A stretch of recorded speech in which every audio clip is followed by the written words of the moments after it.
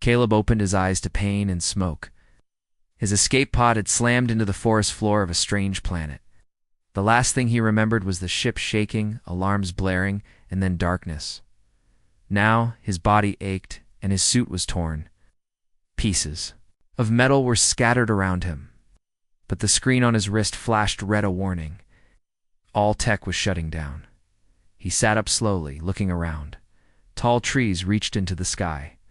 The air was heavy, warm, and full of strange sounds. Birds? Maybe. Or something else. Caleb reached for his sidearm, but it fizzled and turned dark. The orbital tech denial system was active. Zeta 5. He had read about it. Zarnath Alliance ruled here, and they had one law: no technology was allowed. Not even simple tools powered by energy. Anything mechanical or digital would fail. Is that? The entire planet was wrapped in an anti-tech field. A safety net from orbit destroyed anything that didn't fit their idea of natural. Caleb cursed under his breath. No weapon, no tools. Not even a working communicator. As he stood up, he heard soft rustling. He froze. Out from behind a tree, two creatures appeared. Their skin was soft green, eyes large and glowing faintly. They were thin, with long arms and gentle faces. They looked afraid. Caleb raised his empty hands to show peace. "I won't hurt you," he said quietly. They didn't understand his words, but his tone was enough. They stepped closer, curious. One of them pointed at the sky, then to the wrecked pod. Caleb nodded. They knew he had fallen from the sky. Suddenly a loud roar echoed through the forest. The two creatures jumped in fear and pulled Caleb behind. A bush. Heavy steps came closer, and Caleb saw them, 3 Zarnath patrols. Tall, armored in thick hide, carrying curved blades made from bone and hardened stone. Their faces were rough, their eyes cold. They shouted in a language Caleb didn't know, kicking at the wreckage. One of them smashed the pod with his blade. Another sniffed the air, looking for something. Caleb stayed hidden, heart pounding. The aliens beside him trembled. When the patrol moved on, Caleb whispered, "Who are they?" Again, they didn't understand, but their eyes told him the answer. The Zarnath were not protectors. They were masters. And everyone else here? Slaves? The creatures Yalari, as he would later learn, led Caleb through the trees to a small cave. Inside were others like them, hiding, whispering, surviving.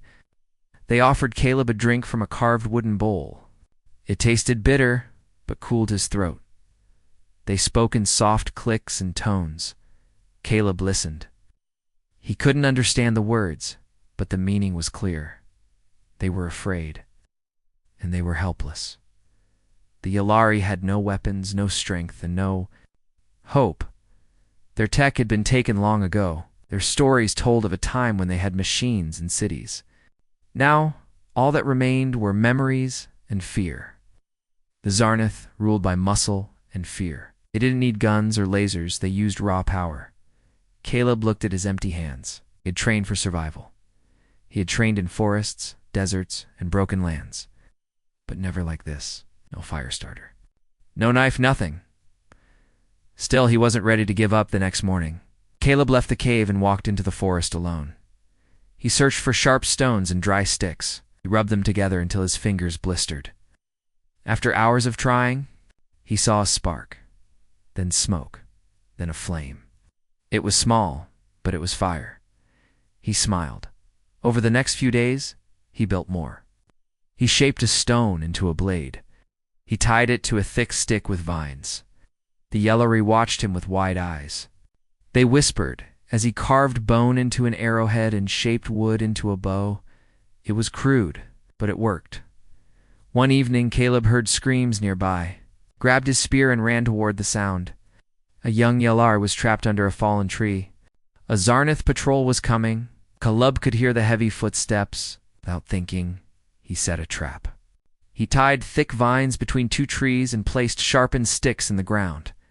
As the Zarnath warrior came running through, he hit the vine and fell forward, right into the spikes. He roared in pain. Caleb jumped from the bush, using his spear to push the warrior down. It was a brutal fight. Caleb's hands bled. but he won.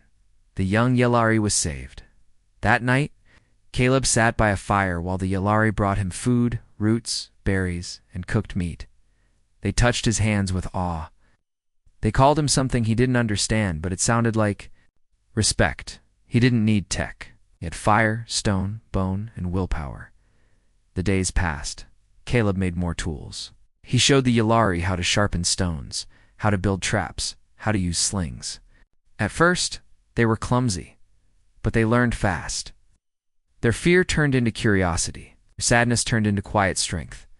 Caleb knew this wouldn't be enough to fight the Zarnath army, but it was a start. He looked at the rising moon and whispered to himself, "They think this world belongs to them.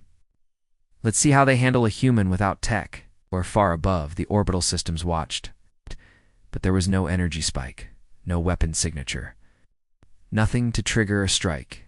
Just one man, some sticks, and a growing fire.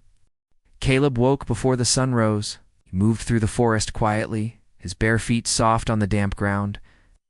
In one hand he held a spear made from sharpened bone tied to a straight branch. In the other, a net woven from vines. He had slept little, but his mind was sharp. The Yellari village was silent. Most of them were still asleep. Few stood watch near the cave entrance, eyes tired but alert. They nodded when they saw him pass. Word of what he did saving the young one and defeating a Zarnath scout had spread quickly. They now looked at him with hope. He didn't want to be a hero, just wanted to survive. But he knew survival didn't come alone. He needed them as much as they needed him. In a nearby clearing, Caleb knelt beside a small stream. He watched the water move. Looked for signs of animals. Broken twigs, bent grass. He found what he needed, tracks. Something big had passed through recently, something with meat. His stomach growled, but he ignored it. He set traps, sharpened new spears, and taught himself how to use a sling with smooth stones. He practiced for hours, hitting tree trunks and branches until his arm hurt. The tools were simple, but deadly. When used right, by midday, he returned to the Yellari. The elders waited for him. They gestured for him to sit. One of them, older than the rest, placed a smooth stone on the ground. They pointed to it, then to him, then to the sky. They were asking where he came from. Caleb drew in the dirt with a stick. He made a circle for a planet, a small dot for a ship, and a line showing it crashing down. The Yellari watched closely. One of them added more drawings. Zarnath warriors, cages. Fire dot, they were telling him their past. Years ago, their people had machines. They built homes from metal and glass. They used small devices to talk, fly, grow food. But the Zarnath came. They brought down the anti-tech law. Every machine was taken. Those who resisted were punished. The Yellari were pushed into forests, forced to live like animals. Caleb clenched his jaw. He understood now. Zarnath hadn't just banned tech. They crushed dreams, erased history, broke spirits. But that spirit was coming back. Over the next days, Caleb trained the Yellar. He showed them how to sharpen bones, how to throw spears, how to move silently. Some were fast learners, others were afraid. But all of them tried. They watched him closely, copying every move. He built a training ground in the forest. Simple. Targets made of sticks and leaves. Every morning, the Yellari lined up, ready to train. The younger ones ran through obstacle paths Caleb made. The older ones learned how to fight with clubs and shields made of bark dot one evening. A young Yellari named Sela asked him something. Her voice was soft, her hand on her chest, then pointing to the stars. She was asking why he helped them. Caleb paused. Then he smiled and pointed to his own heart. "Because it's right," he said. He didn't know if she understood, but she smiled back. That night, they had their first feast in weeks. Ow. Fresh meat from a large creature Caleb helped trap. Fruits and roots gathered by the Yellari children. They laughed. They sang. For the first time, the cave felt like a home, but peace didn't last long. The next morning, smoke rose from the north. Caleb climbed a tree and saw another Yellari camp. Far away was burning. The Zarnath had found them. Caleb gathered the strongest warriors. They moved fast, staying low, using paths only animals followed. When they reached the ruined camp, it was too late. The huts were destroyed. Bodies lay still on the ground. Few survivors were hiding in the trees. One of them told a terrible truth. The Zarnath were looking for the human. They had heard the stories. They believed someone was making weapons, teaching rebellion. They feared what they didn't understand. Caleb looked at the blackened ruins and felt something burn inside him.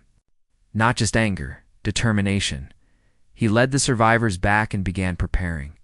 He knew the Zarnath would come, not in days, maybe in hours, and they would come strong. But he had a plan. He taught the Yalari how to use the land. They dug pits, covered them with leaves and thin branches. They shaped rocks into traps that rolled downhill. They set up alarms using hollow sticks that made noise when wind passed through. Each trap was handmade. Each tool was carved from nature. And none of it broke the anti-tech law. As night came, Caleb stood near the edge of the forest, watching the stars. Sela walked up beside him, holding a small wooden charm she had carved. She handed it to him, pressing it into his palm.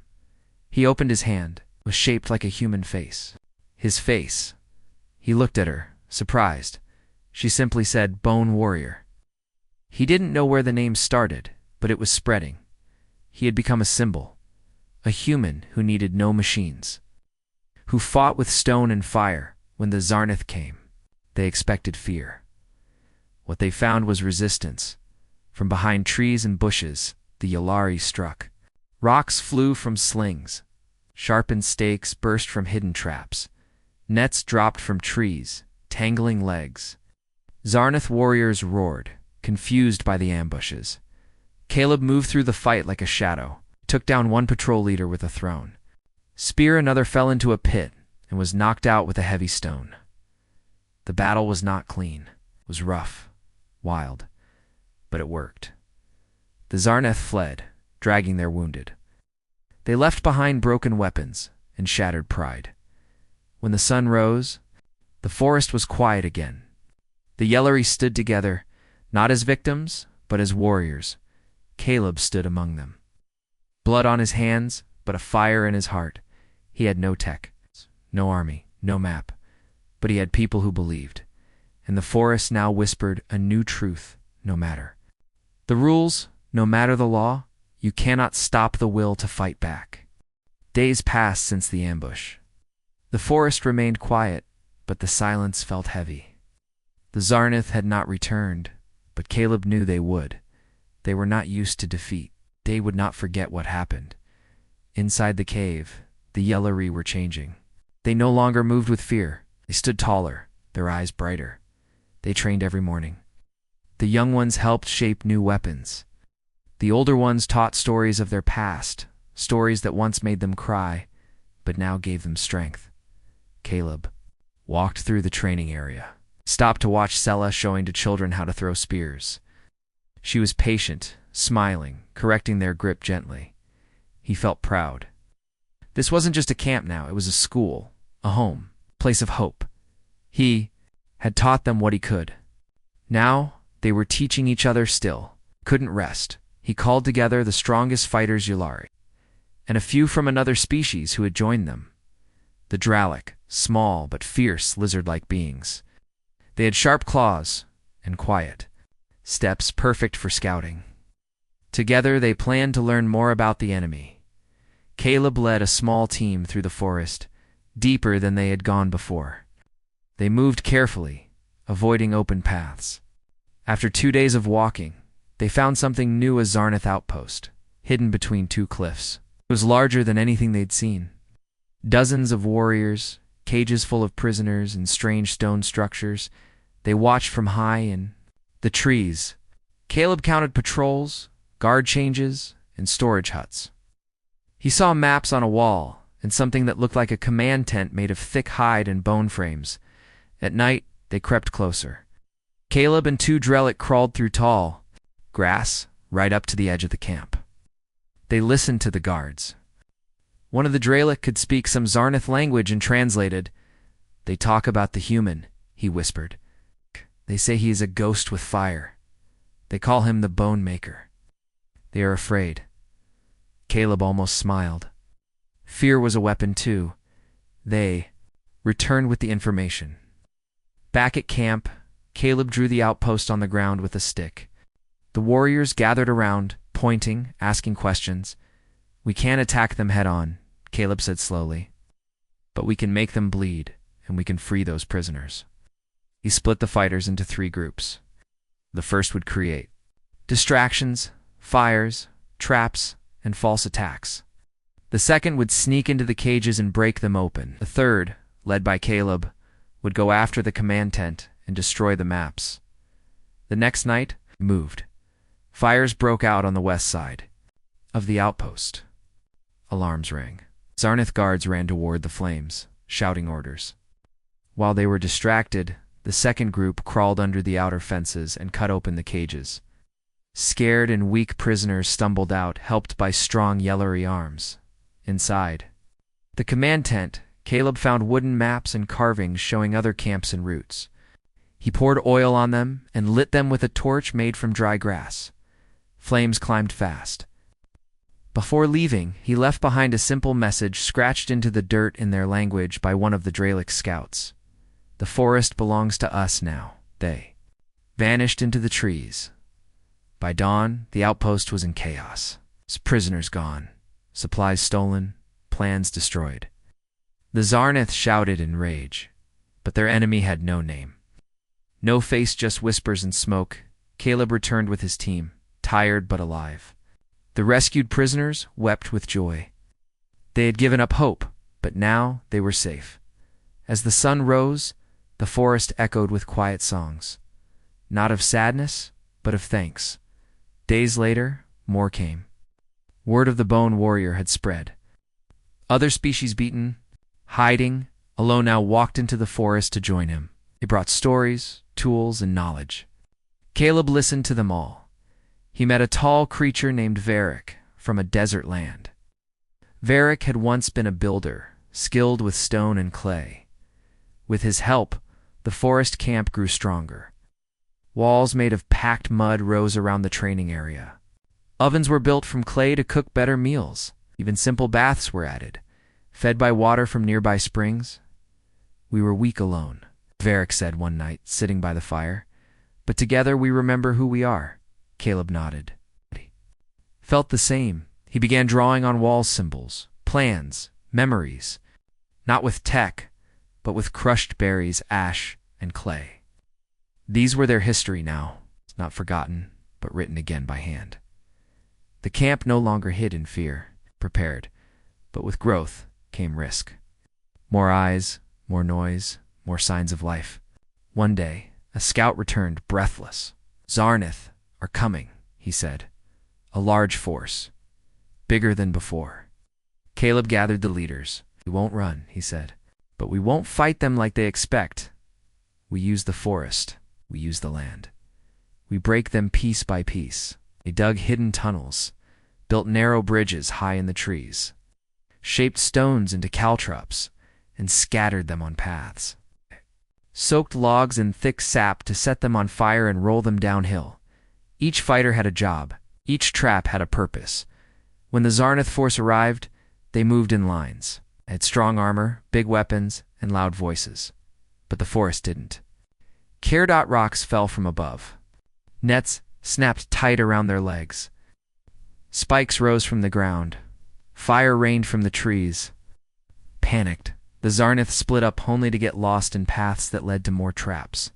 Caleb moved like wind. He threw spears, set fires, and vanished into shadows. The Yellery fought beside him, fearless.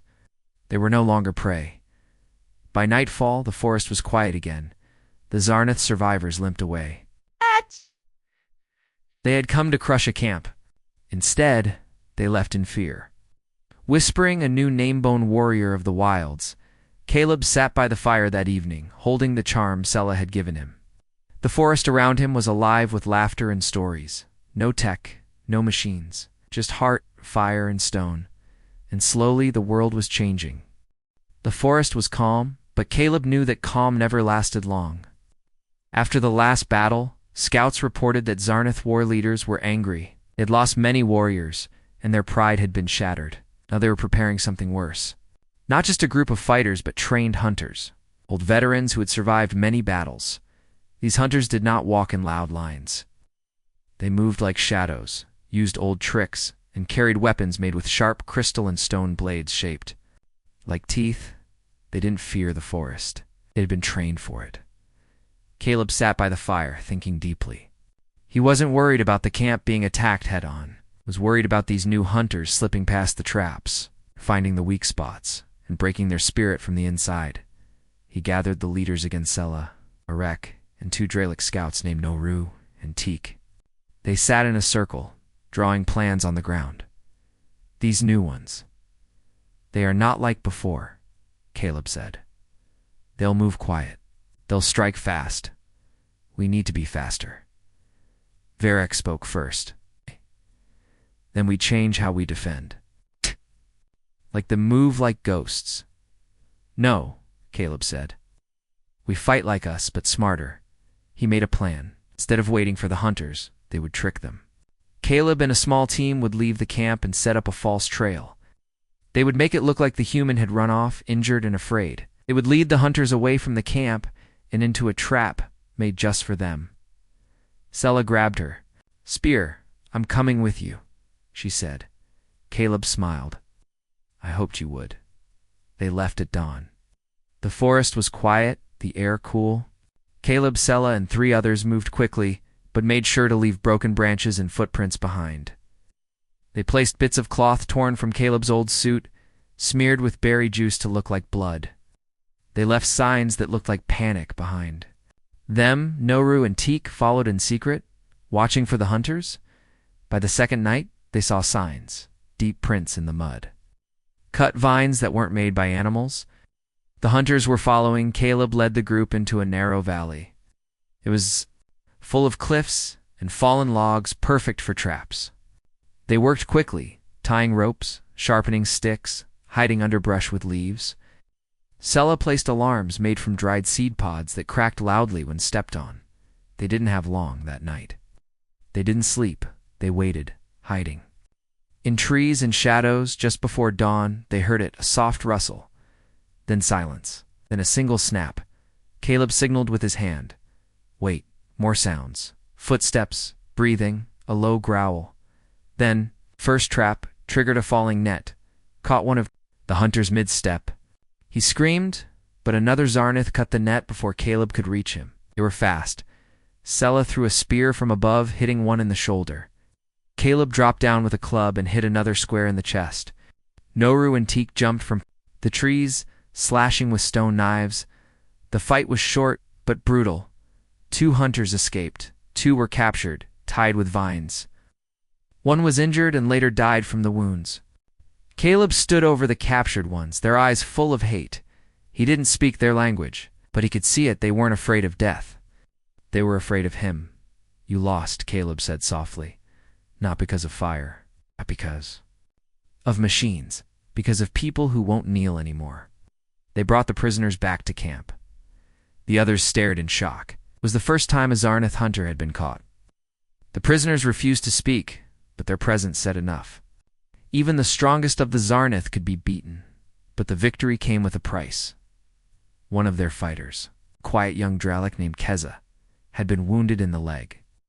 The bone was broken, the skin torn. Caleb sat beside him, cleaned the wound.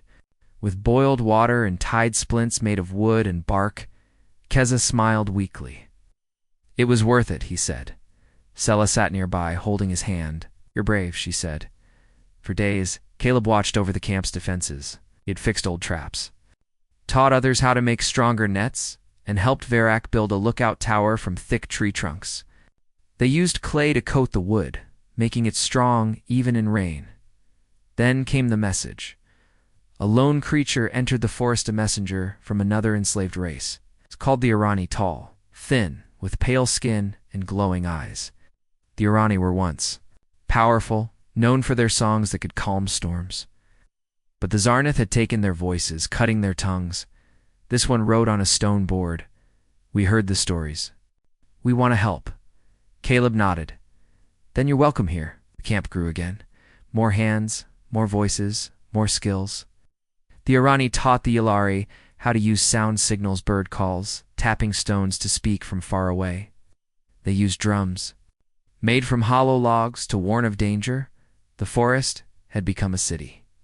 Not of metal or light, but of life, stone, and spirit. The Zarnath knew this. From a distance, scouts saw the Zarnath building something. Large wooden towers on wheels, siege weapons powered by muscle and pushed by slaves. They were going to crush the forest once, and for all. But Caleb had one more plan. He stood before the camp, all eyes on him. They come with towers, he said, but towers fall. Walls break, but we do not. We fight not just for land, but for the right to live free, cheers echoed. Through the trees, they would not wait for war. They would bring the fight. Dark clouds moved over the forest, but there was no rain, only the weight of something coming. From the treetops, the Yellery scout saw it first. Huge siege towers rolling slowly through the valley, pulled by chained slaves, guarded by Zarnath. Warriors. The towers were made of dark wood, sharpened at the top like claws. Flames burned at their corners. They were not just weapons, they were symbols of fear. The forest camp prepared. The warriors trained longer, the walls were reinforced, and new traps were placed in hidden paths. Caleb stood at the edge of the forest, staring toward the smoke in the sky. Sela walked beside him, her face calm but serious. They bring everything they have, she said. Caleb nodded. Then so will we. They could not match the Zarnath in strength or size, but they had the forest at each other. And they had something the enemy never understood, hope. Caleb gathered his leaders under the large tree in the center of camp. He placed a simple map on the ground, drawn on cloth made from tree bark. We don't wait for them to reach us, Caleb said. We strike first, attack before they can use those towers. The plan was bold. A team would sneak into the valley at night, using the fog and trees to hide their movements. They would set fire to the wheels of the towers, break the ropes, and free the slaves pulling them. Without the towers, the Zarnath would be forced to fight in the forest where they were weak. Sela, Norutik, and a small group of Yulari and Irani fighters were chosen. Caleb would lead them. He trusted them with his life. They left after sunset. The wind was cold, the path silent. They moved through tall grass, across shallow streams, and under branches. Each step was careful. Each breath was quiet. By midnight, they reached the edge of the Zarnath camp. Fires burned around the towers. Guards stood in circles, talking and laughing. The slaves, many different species, sat in silence, tied together by thick ropes. Some of them looked too weak to move. Caleb gave silent signals with his hands. Sela and two others crept to the left, carrying jars of thick sap mixed with crushed roots.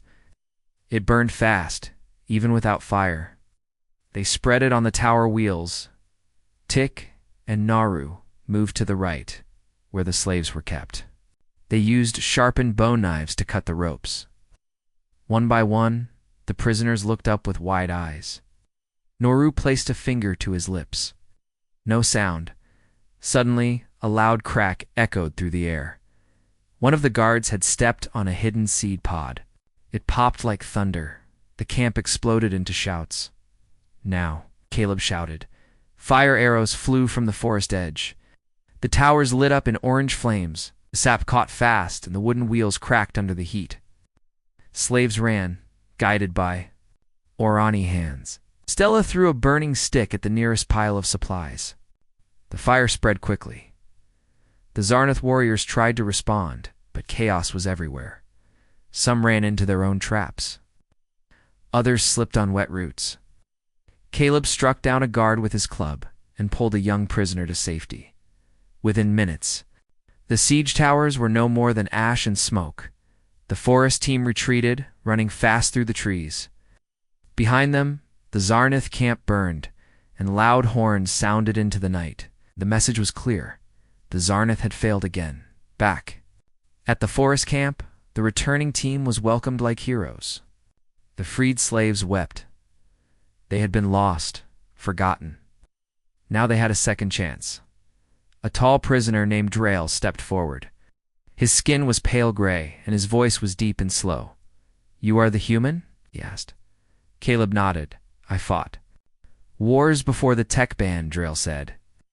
"But I never saw someone fight like you, with nothing but will."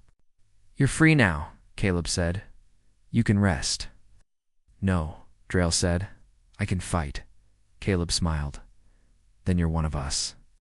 That night, the camp was filled with song. The Irani played hollow drums. The Yalari sang in high voices. The Dralic danced around the fire. The children laughed. Even after so much danger, they found joy. Caleb sat near the fire, quiet. Sela sat beside him. "They will come again," she said. "Double quotes, I know," Caleb replied, "and they'll come angry." Dalla said, his voice calm. "They'll learn again. This is not just a hiding place. This is home now." She looked at him for a moment. "You've changed us." "No," he said. "You were always strong, you just forgot. I reminded you." Above them, stars lit the sky. Far beyond, the Zarnath watched from orbit, confused. They had banned tech, they had crushed machines. But still, something rose from the ground, something harder to kill. Willpower. The next day, Caleb met with all the camp leaders. He pointed at the edge of a wide canyon nearby. "This is where we make our stand," he said. "We control the forest. Now we control the land beyond." Brack stepped forward. "I will build the walls," he said. "Not of fear, but of strength." Drails added, "And I will train the warriors. The Zarnath won't know what hit them." Caleb looked at them all. Once they were scared, broken, and hiding. Now they were rising, with no machines, with no lasers. Only bone, stone, and belief, and soon the whole galaxy would see it. The air smelled of dust and fire. Near the edge of the canyon, hundreds of hands worked together. Yalari, Dralic, Orani, and others carved stone blocks, tied logs, and mixed clay. Walls began to rise, tall, thick, and strong. They weren't made with machines, but with skill and teamwork. For the first time, they were building something not to hide, but to protect. Varrek stood at the top of a half-built tower, shouting orders. Below, Caleb helped lift a stone wheel into place. His hands were scratched, his arms sore, but he didn't stop. Beside him, Sela carried buckets of water and offered small smiles when their eyes met. Everyone worked, even the young ones carried rope or fetched food. This was their land now. They were no longer just survivors. They were defenders. In the evenings, Caleb trained new warriors. Drail led the drills, teaching them how to move together, how to fight in lines, and how to protect one another. They didn't have armor or energy shields, but they had fast feet, strong arms, and hearts full of fire. Soon, watchers from the trees brought news. "They are marching," one scout said. "Many of them, more than before," another added. "No. Towers this time. No slow weapons. Just warriors. Angry, loud, and many." Caleb stood before the crowd that night, the firelight flickering across faces full of both fear and courage. He looked at them, all species standing side by side. "This is what they don't understand," Caleb said. "They thought if they banned tech, they would win. They thought power came from machines. But we showed them it doesn't." He pointed to the walls behind him. "We built that, hands and tools made from this land. We didn't need engines. We needed each other." A cheer rose from the crowd. "They come thinking we will run," Caleb continued, "but they will find something else. Not fear, not weakness. They will find a wall they cannot break." They cheered again, louder this time. Even the children joined in. The next morning, the enemy came. From the top of the canyon wall, Caleb saw them Zarnath warriors, hundreds of them, marching in lines. Their skin was painted with war colors. They carried long blades, thick shields, and ropes ready to capture. But they were not ready for what waited ahead. The defenders stood behind their new wall, spears in hand, slings loaded with stones, and hearts steady. Caleb climbed to the top of the gate. Hold the line, he said to his fighters. Let them come close. The Zarnith shouted as they charged. Drums beat in rhythm. The ground shook under their feet. Just before they reached the wall, Caleb raised his hand. Now, shouted. Hidden. Pits opened. Sharpened spikes caught the front row. Slings cracked through the air, striking helmets and legs. Fire traps lit the ground. Logs rolled from the cliffs, smashing into the rear lines. The Zarnith stopped, confused. Their perfect lines broke. Then the defenders struck. A side gate opened, and a group of fast fighters ran out, hitting the left side of the enemy. Not with tech, but with surprise and teamwork. They pushed, hit, vanished into the smoke, and struck again. Sela fought like wind, quick, light, and smart. She knocked one warrior to the ground and helped another fighter who had fallen. Her eyes stayed sharp and her steps never missed. Drails stood like a wall. He blocked attacks with a wooden shield and struck with a hammer made from a broken root. When one Zarnith charged at him, he shouted and pushed him back into a trap. Zarnith, leader, tall and scarred, raised a war horn and blew it. More warriors pushed forward, but the defenders did not break. Caleb jumped into the fight, using his spear and fists. He fought beside the ones he had trained, the ones he had come to love like family. He didn't feel like a leader. He felt like one of them. The fight lasted for hours when the sun began to fall. The forest floor was full of smoke, dirt, and tired bodies. But the defenders still stood. The Zarnith began to retreat. Some tried to carry their wounded. Others simply ran. The leader stood in the middle, looking around, confused. He shouted in anger, but none followed him. He turned and ran too. A deep silence followed. The forest itself seemed to pause, then cheers broke the air. They had done it. Defenders ran to each other, laughing, hugging, helping the hurt. The wall stood tall. People stood taller.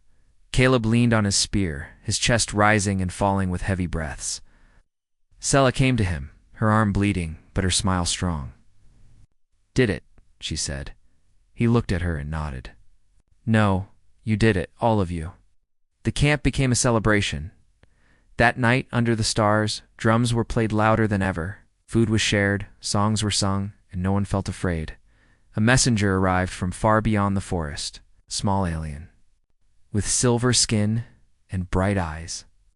He had walked for days to bring news. Others have heard, he said. Other planets, other forests, they speak your name. Bone warrior, they speak of the fire in the trees. Caleb didn't answer right away. He watched the children dance, the old ones laugh, and the warriors rest. Then he said, tell them. It wasn't just me.